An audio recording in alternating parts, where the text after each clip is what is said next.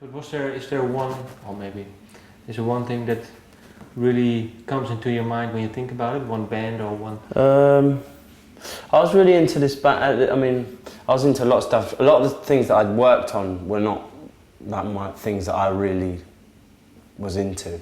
Like there was a band at the time called the Young Disciples, and they were making an album in there.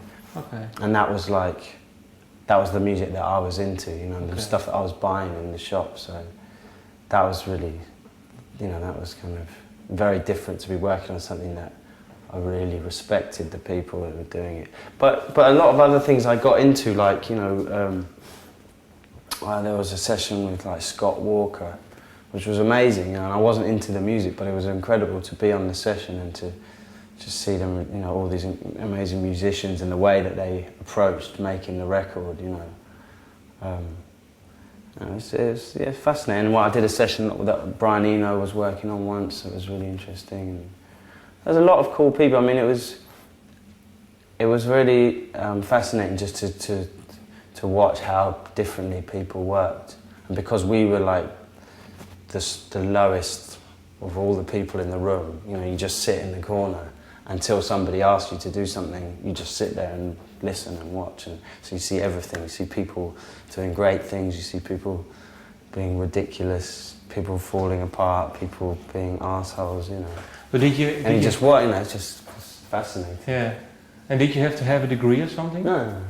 It's like, but I mean, I was lucky because Henry worked there, so yeah. I think that's the fact that they said to him, you know, this guy's cool, he'll be all right.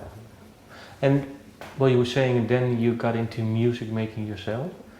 Yeah, I mean, like just messing around, you know, on the days when the studio was empty, we'd go and mess about with the Akai sampler, which was what everybody was using at the time. And we were just trying to work out, you know, how to do very basic things that were how the records that we liked at the time, you know, how they were being made with this same equipment.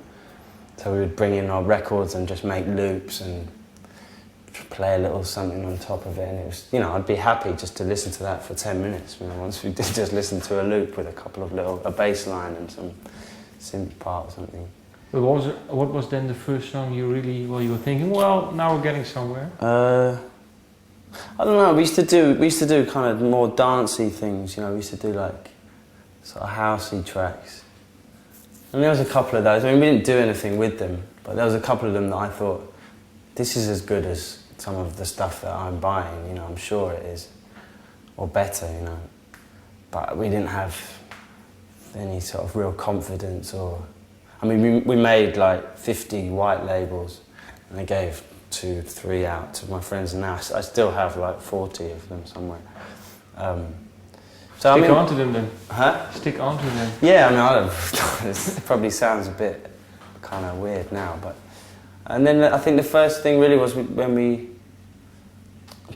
just, you know, getting a remix for Radiohead, and then, I don't know, it's like, you shouldn't need other people the acknowledgement of other people for you to be able to do what you do, but somehow, you know, we did that, and I didn't know what kind of music it was that we had, this remix, you know, I didn't really know what it was or who would be into it.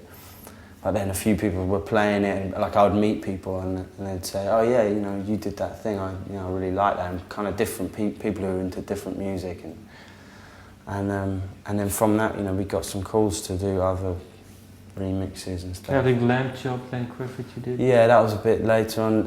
Yeah, the Terry Callier we did, and yeah, the Lenny Kravitz and Lamb Chop.